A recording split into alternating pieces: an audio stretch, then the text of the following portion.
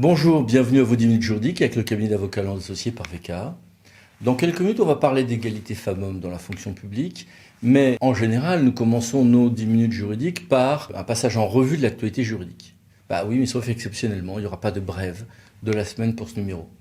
Pourquoi ? Parce que j'étais vraiment bien malade toute la semaine, complètement incapable de suivre et de traiter l'actualité juridique. Et pour être franc, même au moment où j'enregistre cette vidéo, c'est un peu compliqué. Le numéro prochain rattrapera ceci et nous traiterons de l'actualité des 15 jours précédents.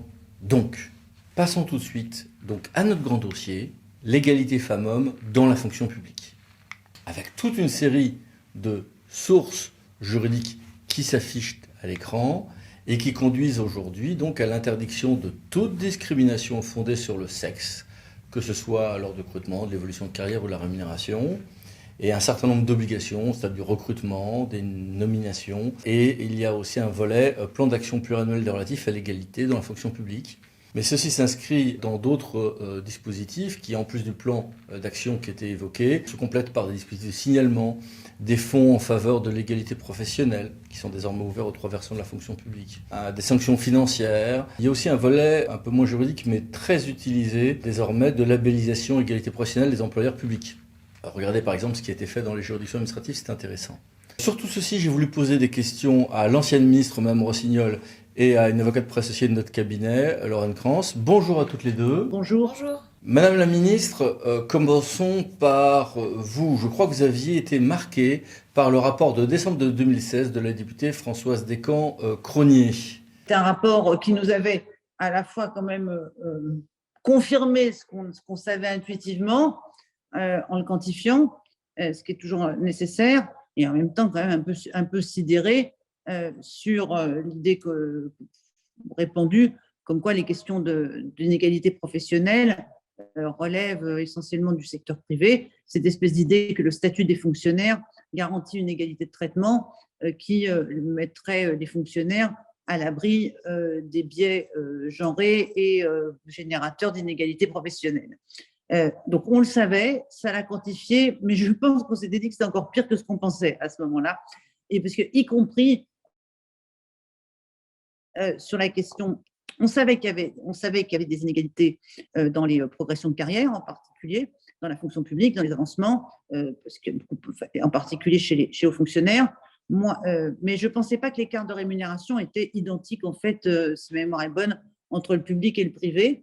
J'avais bien remarqué qu'il y avait dans la fonction publique d'État et aussi dans la fonction publique territoriale une part non négligeable de temps partiel voulu, de temps partiel pas contraint, mais de temps partiel voulu, et en particulier du mercredi. Moi, j'ai quand même connu des administrations dans lesquelles le mercredi, il y avait des administrations très féminisées, dans lesquelles le mercredi, les femmes entre 30 et 45 ans n'étaient pas là.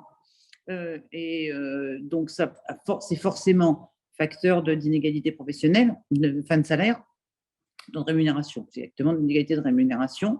Oui, mais aussi d'évolution de carrière. Et d'évolution de carrière, bien entendu aussi. C'est-à-dire que ça ne peut pas être retenu contre les fonctionnaires ou les salariés. Systématiquement, les femmes qui ne sont pas là à plein temps ont plus de difficultés à progresser dans leur carrière. Ce qui nous renvoie très classiquement à un problème qui en réalité est sociétal. La question plus globale des stéréotypes sexistes qui continuent d'assigner aux femmes d'être principales responsables de la garde des enfants. Et du point de vue des outils juridiques, l'égalité commence déjà par s'imposer dès le stade du recrutement, Lorraine. Le principe d'égalité entre les femmes et les hommes dans la fonction publique se traduit notamment par un grand principe qui est l'interdiction de toute discrimination au moment du recrutement. On connaît une seule exception qui est lorsque l'appartenance à l'un ou l'autre sexe constitue une condition déterminante pour l'exercice des fonctions. Mais la liste des emplois concernés est supposée être fixée par décret et à ce jour, aucun décret n'a été adopté. Mais au-delà de ce principe, je crois que toujours au stade du recrutement, il y a des garanties opérationnelles prévues par la loi et le règlement. Plusieurs mécanismes ont été mis en place. Tout d'abord, les emplois et les grades à pourvoir doivent comporter l'appellation masculine et féminine, ou, à défaut, le nom de l'emploi ou du grade doit être suivi de la mention femmes et hommes. afin que tous se sentent concernés. Ensuite, on favorise également l'égalité entre les femmes et les hommes du fait de la composition des jurys et des instances de sélection, puisque les membres qui sont désignés par l'administration sont composés de façon à concourir à une représentation équilibrée entre les femmes et les hommes. Et même plus, la présidence des jurys et des instances de sélection doit être confiée de manière alternée à un membre de chaque sexe, de façon à alterner la présidence entre femmes et hommes pour favoriser, par ce biais, un recrutement égal entre femmes et hommes. Sauf qu'en dépit de ces principes et de ces règles, Madame la Ministre, vous pensez que des mécanismes de cooptation risquent de poser quand même en réalité des difficultés? J'ai observé effectivement les mécanismes de cooptation qui concernent les recrutements dans la haute fonction publique, mécanismes de cooptation qui sont le plus souvent défavorables aux femmes, voilà, le fait aussi, si ma mémoire est bonne, qu'il y avait une concentration des femmes dans les ministères dans lesquels les primes sont les moins élevées, et également puisqu'il y a la partie de prime du salaire des hauts fonctionnaires avec en fait, plus il y a de femmes, moins il y a de primes, d'un point de vue dans les ministères.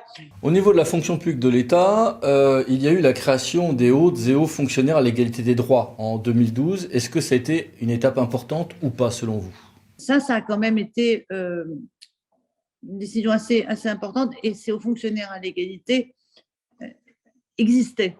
Voilà, elles existaient. C'était quand même, ça a quand même créé un réseau dans les ministères de femmes, le plus souvent. Je crois que je n'ai pas connu beaucoup d'hommes aux fonctionnaires à l'égalité. Un réseau de femmes mobilisées et vigilantes sur les questions d'égalité sur les deux versants, ressources humaines et politique publique. Mais pour certains volets de la haute fonction publique, on a la notion de principe de parité au stade des nominations équilibrées. Qu'en est-il, Lorraine? Pour certains emplois, les nominations comptent 40% de personnes de chaque sexe. Il s'agit uniquement de certains emplois, les emplois les plus élevés de chaque fonction publique.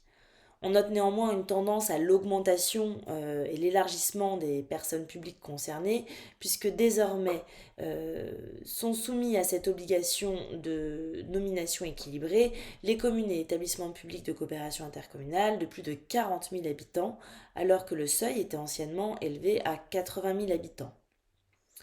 Le respect de ce taux de 40% va être apprécié par année civile, sauf lorsqu'il y a eu moins de 4 nominations dans l'année. À ce moment-là, on va prendre des cycles de 4 nominations pour vérifier si le taux a été respecté.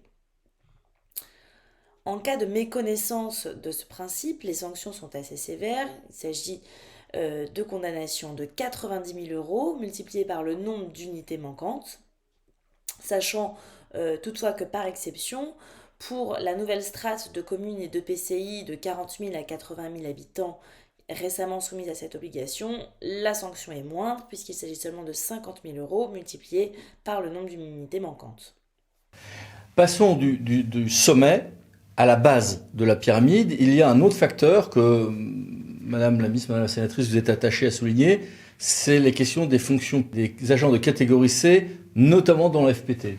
Un certain nombre de professions dans lesquelles les hommes sont nombreux et majoritaires avancent à l'ancienneté, alors que dans les professions où les femmes sont majoritaires, il est parfois indispensable de passer des nouveaux diplômes pour avancer.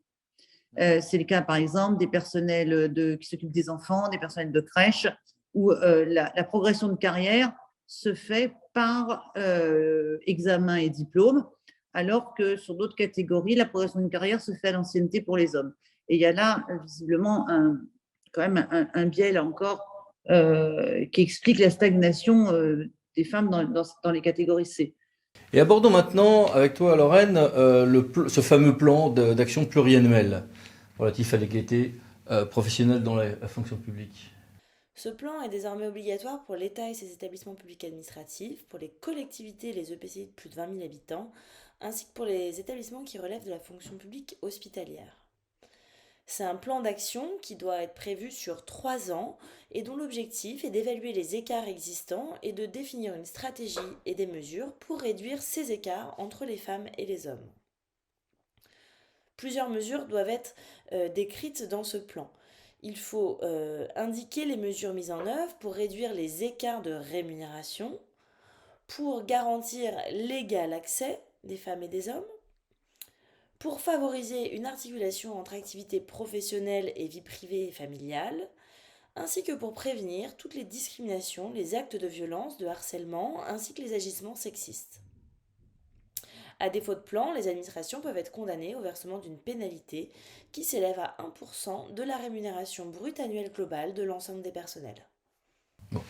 À tout ceci s'ajoute une série de petits dispositifs qui font qu'au total, on a eu de nombreux plans, sanctions financières. Est-ce qu'on a des acquis positifs en la matière ? Ça a eu un impact dans les collectivités, parce qu'il faut quand même l'annoncer en conseil municipal. Dans les collectivités, les budgets sont transparents, et dans les collectivités, quand il y a des pénalités, ça se sait, et tout le conseil le sait, et d'un certain point de vue, toute la population le sait. Question directe, quelle fut votre marge de manœuvre en la matière en tant que ministre ? Quand on est ministre des droits des femmes, on n'a pas autorité ou compétence pour conduire les négociations et même les réformes législatives sur l'égalité professionnelle, qu'elle concerne le secteur privé ou le secteur public. Pour le secteur privé, c'est le ministre du Travail, et pour le secteur public, c'est le ministre de la fonction publique. Ne jamais oublier que la ministre des droits des femmes n'est en général qu'un aiguillon qui va piquer ses collègues pour les faire travailler. Et un mot sur les cabinets ministériels au regard de cette problématique. Il faut être très vigilant aussi sur les cabinets ministériels, parce que moi, je me rappelle, j'avais un cabinet qui était composé à 90% de femmes, et j'avais l'habitude de dire sur le mode humoristique, heureusement qu'il y a mon cabinet pour garantir un peu plus de parité quand on fait l'équilibre général des cabinets ministériels avec des cabinets qui sont toujours essentiellement masculins. Un petit mot de conclusion ? Une femme en âge d'avoir des enfants n'est pas un problème pour une collectivité, une entreprise. Voilà. Il y a quand même une révolution culturelle qui n'est toujours pas achevée en la matière. Bien entendu, toutes les mesures de promotion de volontaristes, je crois que ça avait été fait au Quai d'Orsay à un moment donné par les ministres des Affaires étrangères en ce qui concernait les femmes diplomates, un vrai volontarisme. On avait même, je crois, si je me souviens bien, une ambassade dans laquelle il y a un couple de diplomates. 6 mois, c'est l'une, et 6 mois, c'est lui qui est ambassadeur. Et ils sont ambassadeurs en couple dans la même ambassade, ce qui était une solution originale, assez amusante. Il faut qu'à un moment donné, la fonction publique soit un lieu où la vie familiale et la vie professionnelle sont identifiées comme étant conciliables. Si ce n'est pas le cas. Bien, un grand merci à toutes les deux. Au revoir. Au revoir. C'est moi, je vous remercie. Au revoir. Et merci à vous. À bientôt pour une nouvelle vidéo, les 10 minutes juridiques parlant de ceci pour VK. Je serai plus en forme dans une semaine. Pensez à vous abonner. Merci, au revoir.